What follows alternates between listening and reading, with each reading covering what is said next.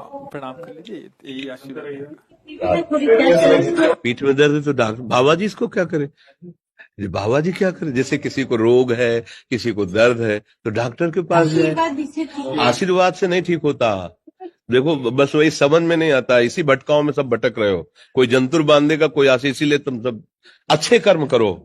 पूर्व के पूर्व कर्मों के पाप से हमें दंड मिलता है। अच्छे कर्म करो, नाम जप करो, माता पिता की सेवा करो, सद्भाव से चलो। अभी ये कर्म नष्ट हो जाएंगे, किसी से जंतुर बंधवाने की जरूरत नहीं, किसी से आशीर्वाद मांगने की जरूरत है। अब नाम जप ना करो, खाओ मुर्गा मांस, पियो शराब, करो व्यभिचार करो, तो बाबा जी आशीर्वाद दे दे तो कोई आशीर्वाद काम नहीं करेगा। दुर्गति होगी यहाँ भी और वहां भी। हमारी बात समझो।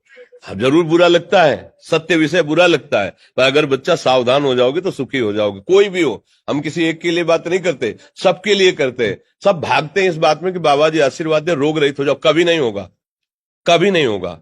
तुम्हारे आचरण ठीक होंगे तब तुम्हारा सब काम बनेगा। हाँ, अब देखो ना, खा रहे हैं जीवों को उबाल उबाल करके मांस, पी रहे हैं शराब, कर रहे हैं बेविचार। बुद्धि भ्रष्ट होगी और नष्ट होना पड़ेगा, क्योंकि आचरण गलत है। कोई आशीर्वाद किसी का काम नहीं करेगा। आप अच्छे आचरण करो, माता पिता की सेवा करो, परिवार की सेवा करो, समाज की सेवा करो, नाम जप करो। शरीर में कोई छोटे मोटे कष्ट आवे उनको सह जाओ। आगे चलकर आप देखो कि कैसी उन्नति होती, अच्छा होगा, मंगल होगा। इस ब्रह्म में ना किसी के आशीर्वाद से कुछ हो जाता है। हम आपको पक्की बात बताते हैं कि आज बाबा के यहाँ गए थे यार, पीठ में दर्द कम हो गया। ये तुम्हारा पुण्य लग गया, पुण्य बन गया, तुम्हारा कर्म। तुम आए ना यहाँ, तो जो जो पाग आगे धरे कोटिन यज्ञ समान। साधु दर्शन के लिए भाव से आए तो तुम्हारा वो रोग नष्ट हो गया, तुम्हारे कर्म से नष्ट हुआ। तुम सत्कर्म किए ना, उससे नष्ट हुआ। बात समझो बच्चा, आप हमारे घर के हो सब। आशीर्वाद देने से हम कई बार कहा कि अगर तुम सुखी हो जाओ तो हम किसी से न मिले, चुपचाप अपने कमरे में बैठे केवल आशीर्वाद देते रहे सबको। लेकिन नहीं सुखी होगे। सुखी होगे तुम अपने कर्म से। को न काहू के सुख दुख कर दाता, और निज कृत कर्म भोग सुन भ्राता। हे भाई, अपने कर्म का भोग ही आपको भोगना पड़ेगा। कोई भी तुम्हारे कर्म को नहीं मिटा सकता, एकमात्र भगवान। एकमात्र भगवान, मेरी बात मान लेना। उनकी शरण में और नाम जप करो, सब ठीक हो जाएगा। तुम्हारे भजन से होगा, तुम्हारे अच्छे आचरण से होगा, तुम्हारी धार्मिक प्रवृत्तियों से होगा।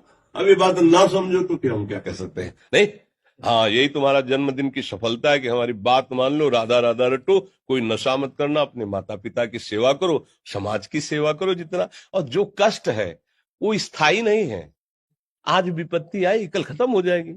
अभी दिन है, फिर रात आ जाएगा, रात है तो दिन आ जाएगा। ये क्रम चलता रहता है, हमें निराश नहीं होना। सूरवीर योद्धा की तरह हमें जीना है यार, कायर की तरह नहीं जीना है जी। बड़ी सूक्ष्म बात आपको बता रहे हैं शास्त्री जी। रुपया व्यवहार का साधन है, बिल्कुल ठीक है। किसके हाथ में नहीं जाता है? मांस बेचने वाले के हाथ में भी जाता है। उन्हीं हाथों से मांस देता है और उन्हीं हाथों से रुपए के लेन देन करता है। वही रुपया कसाई के हाथ में गया, वही रुपया शराब बेचने वाले के हाथ में गया। आप कह सकते हैं कि हमारी जेब में कौन सा रुपया आया, किस व्यक्ति ने छुआ है, कोई पता है? क्या काम करके कमाया है, कोई पता है?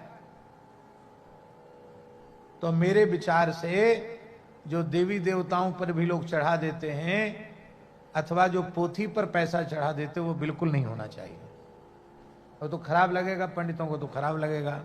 भाग्य का परिवर्तन वशिष्ठ जैसे महापुरुष, वशिष्ठ जैसे महापुरुष भरत जी से कह रहे, सुनो भरत भावी प्रबल, बिलख कहो मुनिनाथ, हानि लाभ जीवन मरण, जस अपजस विधि हाथ। खूब सीता जी की पत्रिका, जन्म पत्रिका मिलाई थी राम जी से सतानंद जी ने, और इधर वशिष्ठ जी ने। कहीं योग नहीं था कि 14 वर्ष का वनवास होगा, लेकिन होना था, हो गया। जो होना, इतने बड़े बड़े महापुरुषों के बीच में जो होना है उसे होना ही है। संघर्ष से लड़ना सीखो, संघर्ष करो, जिंदगी से लड़ना सीखो, हारना नहीं। सच्ची मानो, ये मनुष्य जन्म है, हम अविनाशी हैं, परमात्मा